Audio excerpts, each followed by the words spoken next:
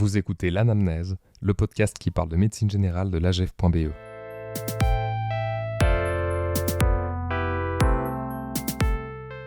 Bonjour à tous et bienvenue dans l'Anamnèse.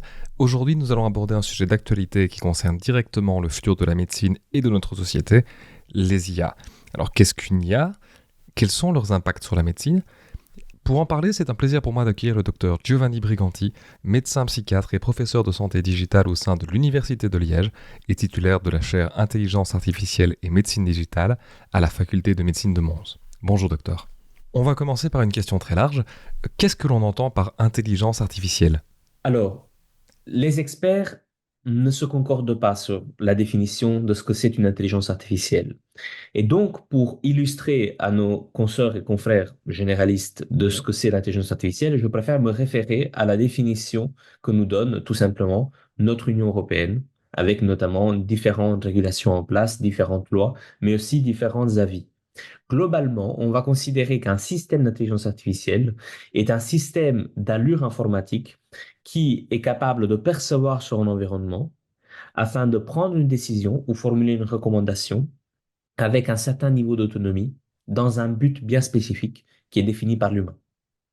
Donc, c'est vraiment cette définition-là que je choisis parce qu'elle met en avant les quatre composantes principales d'une intelligence artificielle que j'aime bien expliquer, c'est-à-dire l'environnement, c'est-à-dire que la machine est capable de lire un environnement, c'est-à-dire les données, pour prendre des décisions ou formuler des recommandations, c'est-à-dire émettre une action sur le monde, avec un certain niveau d'autonomie. Autonomie, la machine peut être plus ou moins autonome, dans un but bien spécifique, mais qui est fixé par l'humain.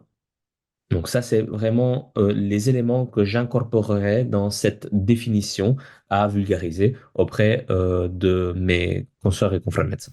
En préparant ces échanges, je suis tombé plusieurs fois sur des termes récurrents dans la presse ou dans divers articles. Je parle ici des termes machine learning et deep learning. Qu'est-ce que ça signifie ? Alors, l'intelligence artificielle, c'est le domaine général, c'est comme si on disait les sciences médicales ou la médecine. Et puis, l'intelligence artificielle a énormément de sous-domaines. Parmi ces domaines, l'apprentissage automatique est un gros sous-domaine. C'est comme si on disait la médecine interne de la médecine. C'est l'apprentissage automatique pour l'intelligence artificielle. C'est un très gros domaine. Je dirais même que c'est le plus gros domaine d'intelligence artificielle. Et à l'intérieur du machine learning, nous avons le deep learning. Alors, quelle est la différence entre les deux? C'est que le deep learning va utiliser comme modèle principal le réseau de neurones, qui est un modèle qui date déjà d'il y a quelques années, mais qui se met constamment à jour justement avec des nouvelles itérations de ce modèle, des tas de types différents. Et le réseau de neurones a un apprentissage dit profond, deep learning, parce qu'il présente non seulement la couche de données qui servent à l'entraînement, mais entre la donnée et ce qu'on essaye de prédire, disons, reconnaître une masse tumorale sur une radiographie, on va utiliser un réseau de neurones, eh bien, il y aura une étape de raisonnement profond, c'est-à-dire une étape que nous n'allons pas forcément voir, mais qui est bien construite et qui est inclue à l'intérieur du réseau de neurones. Et ça, c'est ce qui fait le raisonnement profond, donc l'apprentissage profond. Le machine learning, l'apprentissage dit automatique, il est plus large que l'apprentissage profond parce qu'il inclut différents types de modèles par le biais duquel le médecin ou le scientifique qui utilise le modèle peut aboutir à obtenir une réponse à sa question. On a par exemple des modèles dans l'apprentissage automatique qui incluent les arbres de décision, que les médecins connaissent très bien par ailleurs. Ben, ceux-ci sont appris par des processus d'apprentissage. Nous avons des algorithmes qui vont découvrir plutôt, on va dire, des associations entre des symptômes ou des signes cliniques. D'autres algorithmes qui vont plutôt venir identifier des communautés de patients qui se ressemblent. Voici quelques domaines du machine learning, aussi en français. Apprentissage automatique, c'est un peu plus simple. Les IA utilisées dans le milieu médical sont-elles similaires à celles qui sont accessibles au grand public ? Je pense notamment à ChatGPT ou Copilot, par exemple. Alors, les IA modernes, c'est-à-dire les IA génératives, prennent essentiellement leurs racines dans l'apprentissage profond et donc partagent certaines caractéristiques avec certains IA médicales que l'on peut retrouver sur le marché. Par exemple, des IA qui vont aider au diagnostic radiologique. C'est des choses que l'on peut retrouver. Alors, bien se rendre compte du fait que les nouvelles IA de type générative ont été en partie entraînées sur un corpus médical, de littérature médicale assez élevé. Et c'est pour ça que certaines intelligences artificielles, comme celle derrière Copilot, comme celle derrière ChatGPT, mais aussi celle derrière Llama, l'alternative de Facebook, ou bien les alternatives ouvertes que l'on voit en France, Mistral, Mixtral, il s'agit d'intelligences artificielles qui sont capables de répondre à des questions d'ordre médical. Et elles se classent la plupart du temps, lorsqu'on les compare à des étudiants en médecine américains qui finissent leurs études et qui passent le fameux examen USMLE, c'est-à-dire celui de la licence américaine, elles sont capables de se classer parmi les meilleurs étudiants en médecine pour la réponse aux questions. Ce qui ne veut pas dire que cette intelligence artificielle est meilleure que les étudiants en médecine. Ça veut tout simplement dire qu'en répondant à des questions de type QCM, elle a suffisamment de connaissances que pour donner la bonne réponse. Voilà. Et donc, c'est pour tracer les similitudes qui existent entre les nouvelles IA et les IA dites médicales qui font des tâches spécifiques qui sont d'ordre clinique. Très important, les IA génératives ne font pas des tâches cliniques. Elles font des tâches textuelles. Elles donnent recommandations textuelles, des réponses textuelles. Les IA qui aident le médecin dans sa pratique clinique sont d'autres types et souvent ne relèvent pas de l'IA générative. L'emploi du terme IA a fortement augmenté ces dernières années. Il suffit de regarder l'évolution de la récurrence de ce terme de recherche dans les recherches de Google. Ça a l'air assez récent, mais est-ce réellement le cas? À quand peut-on retracer la première utilisation de l'IA dans le milieu médical? Alors, tout simplement, le terme intelligence artificielle a été utilisé pour la première fois lors d'un congrès dans les années 50-60. Donc, ça remonte déjà il y a très, très longtemps. Dans le milieu médical, les premiers essais d'implémentation d'intelligence artificielle, selon les archives dont on dispose, datent déjà de la fin des années 80, voire années 90, où on a pu mettre en place des systèmes experts. C'était le système en vogue à l'époque, comme si on parlait intelligence artificielle générative aujourd'hui, mais au vu de l'absence des réseaux sociaux, à l'absence d'outils démocratisés comme ChatGPT, ben, étaient beaucoup moins connus, mais il s'agissait de systèmes qui ont pendant quelques années révolutionné la littérature scientifique. On parlait qu'ils allaient remplacer le médecin. Il s'agissait de systèmes où le patient se rendait dans une cabine, répondait à des questions, un petit peu comme il le fait avec ChatGPT, et il avait une recommandation de diagnostic, voire potentiellement de traitement. Bien évidemment, ce modèle-là a échoué lamentablement parce que les personnes qui développaient ce modèle n'avaient pas fait, je vais dire, face à l'argument que on ne peut pas remplacer le médecin, on ne peut pas remplacer le soignant. Le problème, c'est que cette issue n'ayant pas été suffisamment relayée, documentée, encore une fois, à cause de l'absence des réseaux sociaux qui démocratisent la science aussi, eh ben, on a un petit peu oublié ça. Ça a suivi ce qu'on appelle un hiver de l'intelligence artificielle. Pendant quelques années, on en a pu parler.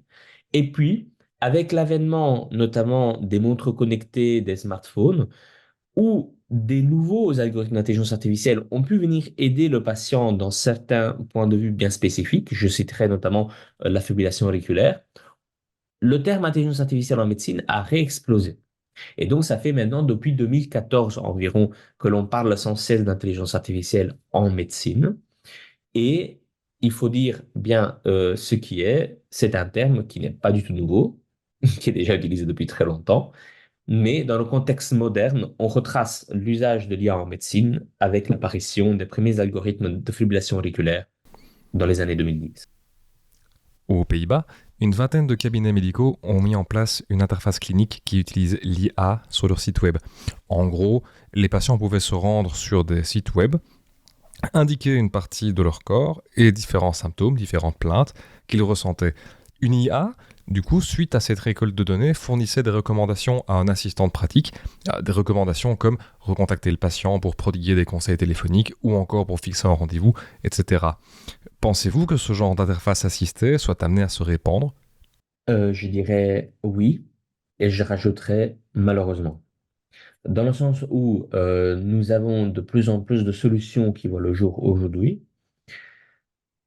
et qui ont cette idée, mais qui est très ancienne et qui répond à un besoin fondamental.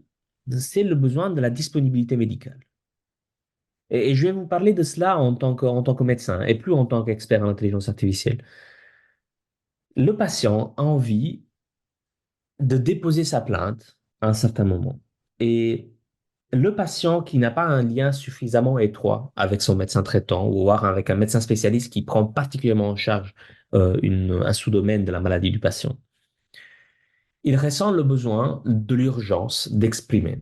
Et dans le besoin de l'urgence, le manque de disponibilité médicale, parce que nous, les médecins, nous ne sommes pas disponibles pour nos patients. Nous ne sommes pas aussi disponibles que nous devrions l'être et qu'il nous est possible de l'être dans un monde moderne où nous avons aussi droit à notre vie privée et à détacher du boulot. Ce manque de disponibilité fait qu'on fait recours à l'automatisation pour le dépôt de la plainte, voire une première recommandation. Et donc, si maintenant, le système qui a été mis en place aux Pays-Bas ne donne pas de feedback au patient, mais contacte le cabinet pour savoir ce qu'on fait, nous sommes en train de bypasser une étape fondamentale qui est le contact médecin-patient, en fait. Ça, c'est quelque chose qui ne me plaît pas du tout dans le volet de l'intelligence artificielle. Je vais aller plus loin. Il y a récemment des solutions qui sont sorties qui bypassent complètement la première consultation. La première consultation, qui est la consultation où le médecin et le patient se rencontrent, ils mettent en place la relation thérapeutique, où il y a des tas d'informations sur le patient que le médecin collecte dans le non-verbal, dans le comment le patient se présente, dans si le patient est à l'heure, pas à l'heure, dans comment il est habillé. Bref, des choses que nous, cliniciens, nous faisons tout le temps et qui sont bypassées. Et donc, l'algorithme propose un diagnostic à un médecin que le patient ne voit pas, qui est derrière un écran et qui valide, un validateur de solutions IA, qui propose un traitement avec l'aide d'intelligence artificielle et le patient a accès donc à la recommandation sans plus de feedback humain. Et donc, c'est des solutions qui voient déjà le jour aujourd'hui. Alors, je suis un peu dégoûté de ce genre de développement, tout en étant profondément amoureux avec mon domaine scientifique qui est l'intelligence artificielle en médecine, parce que je pense que certaines solutions, on n'a toujours pas compris qu'elles n'ont pas leur place en médecine ou que leur place doit être correctement mesurée. Et donc, oui, c'est amené à se reprendre. Certains médecins, surtout ayant une pratique très libérale où le but est de maximaliser le profit, vont potentiellement faire appel à ces solutions dans le futur. C'est à nos législateurs de comprendre comment limiter la place de ces solutions dans la pratique clinique. Et je pense que si les solutions d'IA, et je pense que c'est un message qui doit passer à mes consoeurs et mes confrères qui écoutent ce podcast, s'il y a doit avoir une utilité, c'est dans l'assistance du médecin pour mieux faire son travail quand il est face au patient, une assistance pour le patient pour mieux se porter en bonne santé lorsqu'il n'est de toute façon pas face au médecin, pour aider l'institution de soins, que ce soit le cabinet de médecine générale, l'hôpital ou la maison de repos, à mieux organiser les soins, pour la santé publique à mieux se gérer, et pour la recherche et développement afin d'avoir toujours de nouveaux médicaments, toujours de nouvelles options thérapeutiques pour le patient. En dehors de ce cas d'usage, je pense qu'il faut y aller vraiment avec les pieds de plomb en ce qui concerne l'adoption. Non pas parce que l'outil n'est pas performant, mais parce que l'usage créerait un futur que je ne suis pas sûr qu'il soit souhaitable. Oui, donc ce genre d'utilisation représenterait pour vous un gain de temps sur le tri patient au détriment de l'échange humain. Oui, c'est-à-dire que le tri patient est quelque chose auquel l'IA est assez bonne, globalement. Et si ce genre d'usage pourrait représenter un gain de temps, peut-on imaginer des applications plus centrées sur l'aide au diagnostic ou à la détection de maladies, par exemple? Alors, heureusement, là, nous sommes bien fournis. Toute spécialisation a sa flopée d'applications d'intelligence artificielle qui est riche en diagnostic, prédiction. On commence à avoir des applications en prévention de maladies, en suivi chronique, recommandation de traitement. Alors, je vais faire quelques exemples. La radiologie, l'anatomie pathologique, la biologie clinique, c'est trois domaines où il y a énormément d'applications de diagnostic qui fonctionnent très bien par ailleurs. La médecine interne dispose d'une flopée d'applications qui sont très très bonnes pour la prédiction et pour le suivi chronique des patients. On commence à avoir des sous-spécialisations médico-chirurgicales comme la dermatologie, comme l'ophtalmo, comme l'ORL qui commencent aussi à disposer de leurs applications, à la fois en diagnostic, à la fois en suivi, à la fois en recommandation. Alors, là où on voit que c'est un peu déficitaire en ce qui concerne le nombre d'applications que l'on peut disposer, c'est le domaine des neurosciences, c'est-à-dire le domaine où on a des neurosciences cliniques comme la neurologie, la psychiatrie. Et dans ces domaines-là, on voit plutôt un manque de solutions. Des solutions qui viennent, euh, certes, assouvir un certain besoin du marché, mais qui est un peu trop léger que pour la vraie médecine clinique. Voilà, pour vous dresser un petit peu le panorama de ce qui existe. Et pourrait-on imaginer ce genre d'application en médecine générale? Pour moi, oui, c'est-à-dire que quand je parle de sous-domaine de spécialisation, le médecin généraliste est le jack of all trades, c'est le maître de tous les domaines, enfin, pas hyper spécialiste dans tous les domaines, mais maîtrise suffisamment tous les domaines que pour prendre en charge, dans le doute, dans l'incroyable doute auquel le médecin généraliste fait face, mais prendre en charge le patient. Et donc, tout ce qui est solution en médecine interne, tout ce qui est en solution en radiologie, tout ce qui est solution ailleurs, le médecin généraliste peut s'y intéresser, doit s'y intéresser, parce que risque également de changer leur travail. Quelle est la grosse erreur que l'on commet pour l'instant et que le marché commet pour l'instant? C'est de ne pas développer des alternatives de systèmes d'intelligence artificielle dont le pricing, dont le coût est abordable par un médecin traitant. À l'heure actuelle, les producteurs d'intelligence artificielle se focalisent, pour la plupart, il y a très très peu d'exceptions, mais pour la plupart, pour l'hôpital. Ce qui m'énerve un petit peu, parce que ce n'est pas là que l'intelligence artificielle aura son intérêt majeur. Elle aura son intérêt chez le médecin généraliste, qui est débordé de 8 heures à 20 heures, avec 12 heures de travail par jour, avec des cas qui sont sévères, qui devraient être ailleurs que chez lui, potentiellement. Mais oui, il a besoin d'une aide. Et ça, j'espère que le milieu industriel va s'en rendre compte, c'est qu'il y a un énorme marché à prendre chez les médecins généralistes, mais pas au prix de l'hôpital. Ça serait insoutenable comme ça. Avec l'augmentation de l'usage de ce que l'on appelle la santé mobile, via des applications sur smartphone par exemple, peut-on imaginer que les IA puissent faciliter le suivi de pathologies chroniques comme le diabète? Alors, certainement, les applications qui sont basées sur les dispositifs à la maison ou auprès du patient nous offrent des perspectives de suivi à domicile, de prédictibilité de la maladie. Le diabète, l'épilepsie, les problèmes cardiaques sont clairement des exemples d'applications. Maintenant, on a de nouveaux cas d'usage, les maladies pulmonaires chroniques, d'autres aussi, certaines formes de cancer, bien évidemment, certaines formes d'infection, disposent maintenant d'outils personnalisés pour le suivi de ces maladies. Alors, ces outils-là, le médecin généraliste va les connaître en premier, avant même sa contrepartie hospitalière. Pourquoi? Ben parce que le patient aura commencé à les utiliser, parce que ça lui permet d'avoir une meilleure autonomie de vie, parce que ça lui permet de mieux, d'avoir une meilleure qualité de vie. Et donc, le médecin généraliste est porté à connaître ces outils. Alors, là où la difficulté se présente, c'est que ces outils sont généralement dépendants d'un ou plusieurs outils physiques et qui ne sont pas uniquement software. Et là, le médecin généraliste a un gros frein. Comment est-ce qu'on choisit le dispositif? Comment est-ce qu'on choisit l'application? Est-ce que je dois recommander quelque chose au patient? Est-ce qu'il est déontologique pour moi de recommander une application de suivi? Par exemple, chez un patient que je sais il ne peut pas se le permettre. Et donc aujourd'hui, à la fois dans la question de l'outil, de sa fonctionnalité, mais des aspects socio-économiques qui sont relatifs au patient, la déontologie du médecin du serment d'Hippocrate est formellement en train de changer. Parce que certaines choses on peut faire, d'autres pas. En Belgique, nous avons notamment un problème de fracture numérique qui est tellement important que c'est un frein pour le déploiement de la santé digitale, notamment chez les personnes les plus âgées. Et donc, c'est comme si on disposait d'un traitement ultra innovant et que on ne pouvait pas se le permettre, ou bien qu'on ne pouvait pas le déployer. Ça me fait un petit peu penser à la période des masques FFP2 avec la Covid-19. Ça me fait un petit peu penser au vaccin. Ça me fait un petit peu penser aux nouveaux traitements innovants. Voilà. Est-ce que vous pensez que les IA ont ou vont avoir un impact sur la relation médecin-patient? Donc l'IA commence à avoir un impact dans la relation médecin-patient, ce n'est pas forcément un impact positif. Pourquoi? Aujourd'hui, trop de monde parle d'IA et de santé digitale. Moi-même, j'essaie de devenir plus discret, bien que c'est mon domaine de spécialisation, mon domaine de recherche, parce qu'il y a énormément de personnes qui parlent de santé digitale et qui n'ont jamais vu un patient de leur vie. Ces personnes-là sont susceptibles de faire un dégât très important sur la façon dont nous adoptons les technologies. Et la relation médecin-patient,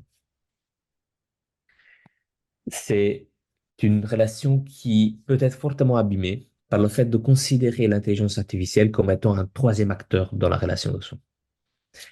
C'est, je pense, une erreur fondamentale que beaucoup de personnes sont en train de faire, y compris des médecins, y compris des scientifiques de renom. J'ai encore vu, il n'y a pas très longtemps, un scientifique très réputé, un médecin très réputé en intelligence artificielle, qui expliquait pourquoi et comment ChatGPT était plus empathique que les médecins humains, en relayant un article qui a fait vraiment la une de la presse médicale il y a quelques mois, que je déteste par ailleurs, cet article. Bon, ok, ce médecin n'est pas psychiatre, donc peut-être il n'a pas les connaissances nécessaires pour comprendre cela, mais une machine ne peut pas ressentir d'émotions. Une machine ne peut pas être empathique. Et donc, venir considérer l'IA comme un troisième acteur dans la relation médecin-patient est très dangereux. Pour ma part, l'IA doit se limiter à être un outil sous-jacent à la relation médecin-patient. Un outil pour le patient, un outil pour le médecin. Peut-être un outil de communication entre les deux. Mais jamais un troisième acteur. L'IA n'est pas un acteur, l'IA est un outil. Oui, donc l'IA devrait conserver ce statut de support au travail des médecins, de facilitateur de relations, mais ne doit pas devenir un acteur dans cette relation, c'est bien Oui. ça? C'est-à-dire que l'IA peut clairement venir interférer dans une relation médecin-patient. Il faut la cadrer comme nous l'avons cadré Internet certainement. Mais il y a une fondamentale différence, que l'IA en particulier générative est venue hacker le système d'exploitation de l'être humain, qui est la parole. Et donc le patient, souvent peu informé, ne sait pas comment gérer cette relation avec la parole émise par une machine. Il en est perturbé. Et donc, ça peut clairement venir être un acteur, parce qu'on décide qu'il devient un acteur, parce qu'on l'écoute. Et donc, il faut clairement faire attention à ça dans la relation médecin-patient. On le sait, la numérisation de la santé a fortement augmenté la charge administrative des médecins. Est-ce que la prolifération des IA ne risque pas d'augmenter également cette charge ou, au contraire, va-t-elle la réduire? Alors, le débat sur la charge administrative est actif depuis que l'informatisation précoce est arrivée dans les soins de santé. Et le dossier patient informatisé, il faut dire ce qui est, ça n'a pas aidé. Ça n'a pas aidé parce que aussi ça nous a un petit peu retenu du développement de l'intelligence artificielle, parce que les gens associaient l'IA au dossier de santé. Maintenant, ils commencent à le séparer. Ils comprennent que c'est des choses différentes, mais c'est pour vous dire à quel point on a cette tâche administrative qui est devenue tellement un point important dans le vécu du médecin qu'il décide de se séparer de cela. Alors, quelque chose qui est très important à comprendre, c'est que la libération de la tâche administrative est sans doute un des buts premiers de l'intelligence artificielle en médecine. Mais pour faire quoi? Que va-t-on faire quand on aura plus de temps? Le médecin généraliste, que va-t-il faire? Est-ce qu'il va rediriger sa consultation, comme je l'espère, pour plus échanger avec le patient? Ou est-ce qu'il va en profiter pour faire 10 consultations de plus? Parce qu'il ne doit plus faire de paperasse. Je connais des collègues qui implémentent désormais l'IA et qui, grâce à ça, des collègues spécialistes qui exercent en indépendant et qui voient 40, 50 patients sur une journée grâce à l'intelligence artificielle. Je ne pense pas qu'il s'agisse d'un futur souhaitable. Je pense que la libération de la tâche administrative doit survenir pour permettre aux médecins d'arriver à la pension avec un cerveau normal, avec une tranquillité d'esprit. Je préfère que la libération de la tâche administrative puisse être source de paix pour le médecin, pour réduire le burn-out, pour renforcer notre workforce médicale, mais pas pour devenir encore plus des machines. Vous en aviez parlé rapidement tout à l'heure, mais un frein qui revient régulièrement vis-à-vis des IA, c'est cette notion de crainte pour l'avenir. Est-ce que vous pensez que le rôle du médecin généraliste est mis en péril par les IA? Je ne pense pas que le médecin généraliste sera remplacé. Par ailleurs, n'importe quel médecin ne sera pas remplacé. Celui qui vise à remplacer le médecin n'a rien compris ni à l'IA ni à la médecine. Ça me semble très clair. Par contre, le rôle du médecin, bien qu'inchangé, va se modifier quelque part. Le médecin généraliste aura, à mon sens, beaucoup plus de champ de manœuvre, avec une incertitude qui sera beaucoup plus relativisée. Aujourd'hui, le médecin généraliste a son ombre la plus importante, qui est l'incertitude. J'en discute souvent avec ma compagne, qui est médecin généraliste. C'est ce doute qui persiste à côté du médecin tous les jours de sa vie, le médecin généraliste, parce qu'il n'est pas expert, il n'est pas ultra expert dans un domaine spécifique. Mais l'IA peut venir contrebalancer ce doute et venir soutenir le médecin dans le doute en disant, voici quelques options. Qu'est-ce que tu en penses? Et donc, je vois un médecin généraliste potentiellement plus rassuré par l'intelligence artificielle, qui ne restera qu'un seul outil, bien évidemment. Mais il sera aidé dans ses tâches. Voilà. Vous êtes vous-même professeur de santé digitale. Est-ce que vous pensez que les médecins devraient être formés ou davantage formés en matière d'IA? Ben, j'en ai fait ma carrière, donc clairement la réponse est oui. Mais comment former? Alors, toutes les universités au monde, déjà en Belgique, n'ont pas le même niveau pour introduire ces matières. Non pas parce que leur enseignement est de différentes qualités, mais parce que l'intégration de notions techniques préalables à l'incorporation de l'enseignement de la santé digitale et l'intelligence artificielle sont différentes. Il y a des universités en Belgique où il y a 0 heure de statistique ou de mathématiques. Et sans ces matières-là, on ne peut pas venir enseigner la santé digitale ou l'intelligence artificielle. En tout cas, on pourra expliquer les défis qui sont liés à la santé digitale et à l'intelligence artificielle, ce qu'un médecin doit savoir, mais pas des choses plus techniques, vraiment rendre le médecin littré face à l'intelligence artificielle. Et puis, il y a des universités, comme certaines dans lesquelles j'enseigne, où il y a 100 heures de cours de statistiques préalables. Et là où je peux expliquer comment les algorithmes fonctionnent, à enseigner aux élèves à les utiliser, à les interpréter, vraiment avoir les mains dans le cambouis. Et c'est, je pense, quelque chose que au moins un médecin, par contexte de soins, devrait avoir. Nous devons avoir, au moins dans chaque hôpital, voire dans chaque cabinet de médecine générale, potentiellement un médecin qui est au courant et qui sait, parce qu'il pratique et parce il a la connaissance technique de ce qu'il se passe. Par ailleurs, la loi sur l'intelligence artificielle pousse fortement dans ce sens. Et je ne sais pas combien de temps il nous reste avant qu'il devienne obligatoire d'avoir un médecin qui connaisse l'intelligence artificielle au sein de chaque structure de soins qui déploie l'intelligence artificielle. Voilà.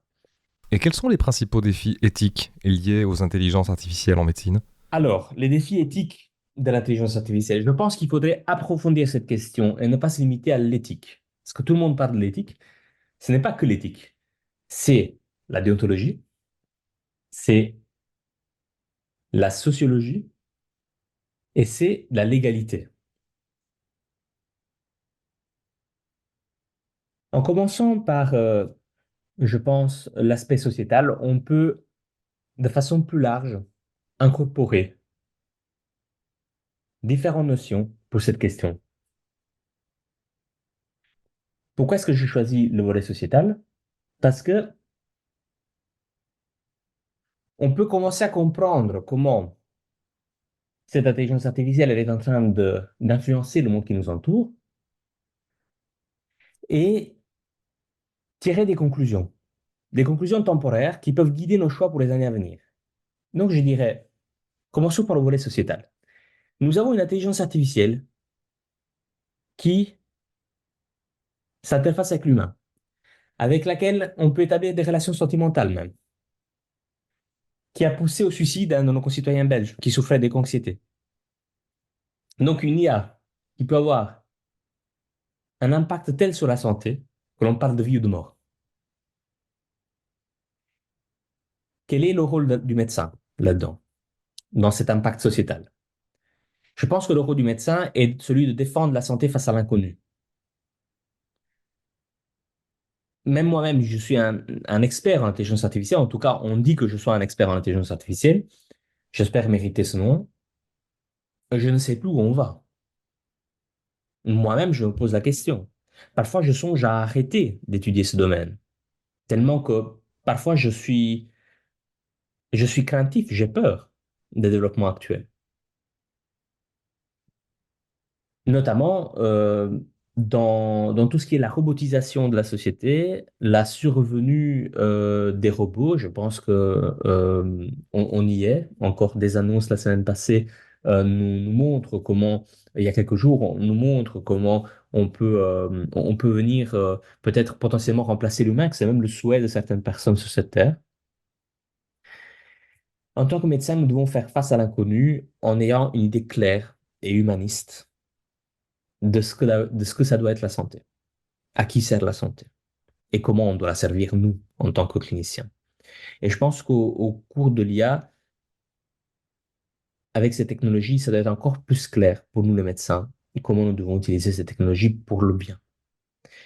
Et je pense que c'est pour ça, notamment, l'intérêt de la formation du médecin à l'IA. J'ai besoin de tous les esprits que je peux pour partager ces problèmes, pour dégager des solutions. Bien évidemment, les défis éthiques, on les connaît, le biais des algorithmes, les algorithmes qui ne fonctionnent pas bien, mais beaucoup de littérature éthique en médecine, elle est potentiellement moins applicable parce qu'elle n'est pas nourrie par une réflexion méthodologique. Moi, le technicien de l'IA, c'est que si un algorithme est biaisé, c'est la faute du design clinique de l'algorithme, de comment il a été développé. Ça, on peut corriger. Et donc, je n'en viendrai pas à faire tout un foin de l'usage éthique de l'intelligence artificielle parce que l'algorithme est biaisé, par exemple. Non, je pousserais plutôt pour une meilleure éducation des gens qui développent les algorithmes parce que nous ne croyons pas, ils n'ont pas la science infuse non plus. Il leur manque parfois certaines notions cruciales dans le développement de quelque chose qui est en contact avec le patient et qui ne respecte pas les mêmes règles que les autres domaines de l'IA, par exemple l'industrie, par exemple l'économie. En médecine, nous avons besoin de l'algorithme qui soit fiable, qui soit réplicable. Et ça ne peut être effectué qu'avec une connaissance profonde de comment le monde de la santé fonctionne, des biais auxquels nous faisons face, qui ne sont pas les mêmes que ceux de l'industrie ou de l'économie. Bref, énormément de défis existent. Et on parle de défis sociétaux. Qu'est-ce qu'on va faire avec ces technologies? Quel futur nous souhaitons avec ces technologies? Comment nous utilisons ces technologies de façon déontologique en tant que médecin, qui soit correspondante avec notre code de déontologie médicale, qui doit s'adapter, je pense aussi, avec la survenue de ces technologies. Comment est-ce que nous pouvons traiter la question de l'accessibilité de cette technologie? Comment est-ce que nous pouvons le faire de façon éthique? Ça, c'est, comment dire, un des volets. Comment est-ce que nous pouvons faire de façon épistémologiquement valable, que ça fasse du sens de déployer ces technologies? Pas avoir des technologies qui, soi-disant, sont plus empathiques que l'humain. C'est épistémologiquement impensable. Et donc, énormément de savoirs et de métiers seront nécessaires pour le futur de l'IA en médecine. On aura besoin de philosophes, on aura besoin de sociologues, on aura besoin d'avocats, tout autant qu'on aura besoin de techniciens. Est-ce qu'on a assez de recul pour évaluer la fiabilité des IA? Alors, commençons par les prérogatives de la loi sur l'intelligence artificielle. Nous devons les avoir. Nous devons évaluer un algorithme d'intelligence artificielle avant qu'il ne rentre en pratique. Nous avons l'obligation en tant que médecin d'être le garant qu'on utilise cette technologie correctement. Et donc, il faut aussi l'évaluer. Ça fait partie. Ça fait partie de notre travail. Alors, comment on évalue une intelligence artificielle? Alors, pour les consoeurs et confrères qui ont eu des cours de statistique, la plupart des réponses de comment on évalue une intelligence artificielle se situent dans les cours de statistique.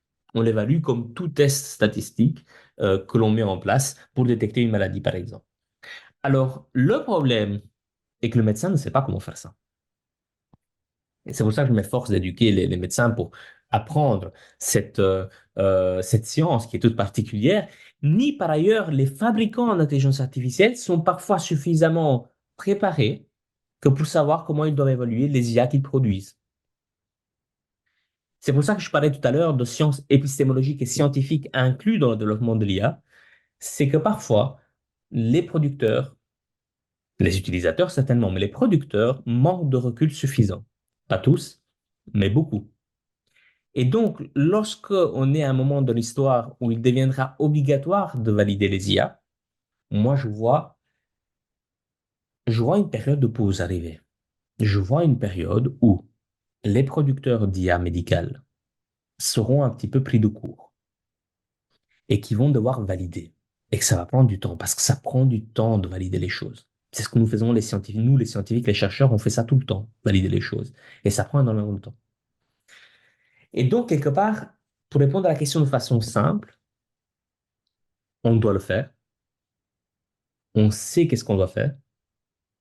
Mais est-ce qu'on sait le faire? Ça, c'est différent. Y a-t-il un risque, selon vous, pour le médecin et pour le patient de tomber dans un biais de facilité et de finalement privilégier l'IA au détriment du jugement clinique? Alors, les biais de facilité se sont succédés au cours de l'histoire pour différentes choses. On a commencé avec la calculette, puis s'est étendu à Internet, puis ça s'est étendu aux réseaux sociaux, et maintenant on parle de cela avec l'IA.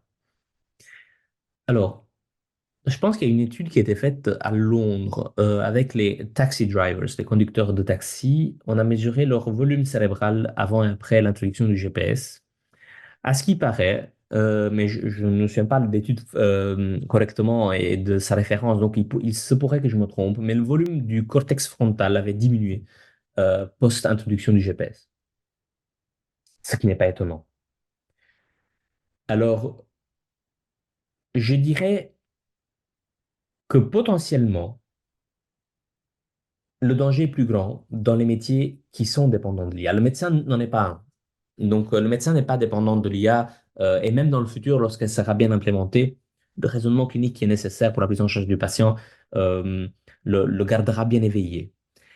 Mais il y a plein de boulot, mais énormément de boulot. Et je pense notamment aux programmeurs, je pense notamment aux journalistes, je pense notamment aux consultants où le fait de faire la même tâche jour après jour risque potentiellement d'être remplacé par l'intelligence artificielle, toujours comme outil, toujours sous la supervision de ces professionnels. Ils ne seront pas remplacés, je ne pense pas, mais que leur cerveau commence à devenir un petit peu fainéant. Et donc, je me dis que j'ai beaucoup de chance d'avoir fait la psychiatrie, parce que finalement, je pense qu'il faut être prêt à ce qu'on ait euh, ce mouvement un petit peu de diminution des performances cognitives sans l'intelligence artificielle. On le sait toujours, dans le contexte humain, il suffit de prendre les lunettes pour les personnes qui portent des lunettes. Quand on a une correction, quand on a une aide, le corps devient fainéant.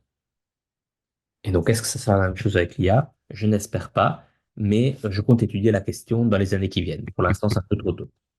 Pour conclure cet épisode, que conseilleriez-vous aux médecins qui souhaiteraient en apprendre plus en matière d'IA? De prendre contact avec moi pour avoir une discussion confraternelle sur quels sont ses besoins, sur comment et ce qu'il veut apprendre, ce qu'il a envie d'apprendre. Pour ceux qui sont encore incertains, documentez-vous. Il y a plusieurs sources officielles. On peut se former. Nous avons mis en place des formations universitaires pour les médecins qui sont déjà formés. Donc les médecins généralistes qui pratiquent notamment, ben, on a une formation pour eux. Il y a des formations en ligne aussi, pas forcément les miennes, mais les formations en ligne qui sont ouvertes, parfois même gratuites, qui sont même offertes par l'État belge pour comprendre le vocabulaire derrière l'intelligence artificielle, mais ne pas rester ignorant face à ce domaine me semble essentiel aujourd'hui, où le rôle du médecin est d'être un point de référence plus qu'avant pour le patient. Merci docteur pour le temps que vous m'avez accordé. Merci. Merci à vous d'avoir écouté cette émission. N'hésitez pas à nous donner votre avis, ça nous fait toujours plaisir. Vous pouvez également nous soutenir en vous abonnant et en partageant cet épisode autour de vous. On vous donne rendez-vous très bientôt pour le prochain épisode de l'Anamnèse. Au revoir.